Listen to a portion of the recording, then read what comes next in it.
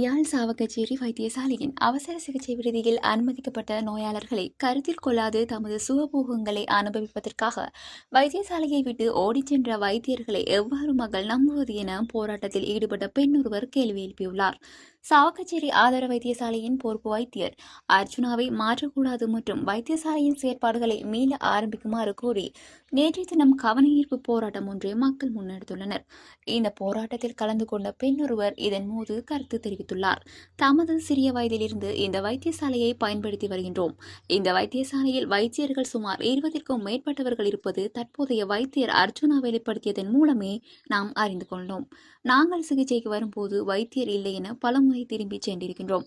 ஆனால் இங்கு 20க்கும் மேற்பட்ட வைத்தியர்கள் இருக்கும் விடயம் தற்போதுதான் எமக்கு மக்களுக்கே தெரிய வந்துள்ளது என கூறியுள்ளார். இங்கு கடமையாற்றும் வைத்தியர்கள் பலர் வைத்தியசாலைக்கு வராது வீடுகளிலும் தனியார் வைத்தியசாலைகளும் கடமையாற்றுவது வெளிச்சத்துக்கு வந்துள்ளது. எனவே இந்த வைத்தியசாலையில் கடமையாற்றும் வைத்தியர்கள் சிலர் கடவுளுக்கு நிகராக வைத்தியத்துறையை கருதி சேவை செய்து வரும் நிலையில் சிலர் அவர்களையும் குழப்பி தமது நிகழ்ச்சி நிரலில் கீழ்கொண்டு வருவதற்கு முயற்சிகள் மேற்கொள்ளப்பட்டு வருகின்றது. எனினும் கடந்த 3 நாட்களாக வைத்தியர்கள் குறித்த வைத்தியசாலையை விட்டு வெளியேறச் சென்றிருக்கின்றார்கள்.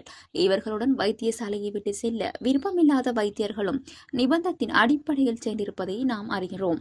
வைத்தியர் ஒருவர் வைத்தியசாலையில் நடக்கும் முறைகேடுகள் தொடர்பில் வெளிப்படுத்தியதற்காக ஏழை நோயாளிகளை கைவிட்டுவிட்டு சென்ற வைத்தியர்கள் தமது பிள்ளை அவசர சிகிச்சை பிரிவில் அனுமதிக்கப்பட்டால் போராட்டம் என கூறி வெளியேறி செல்வார்களா என குறித்த பெண் கேள்வி எழுப்பியுள்ளார்.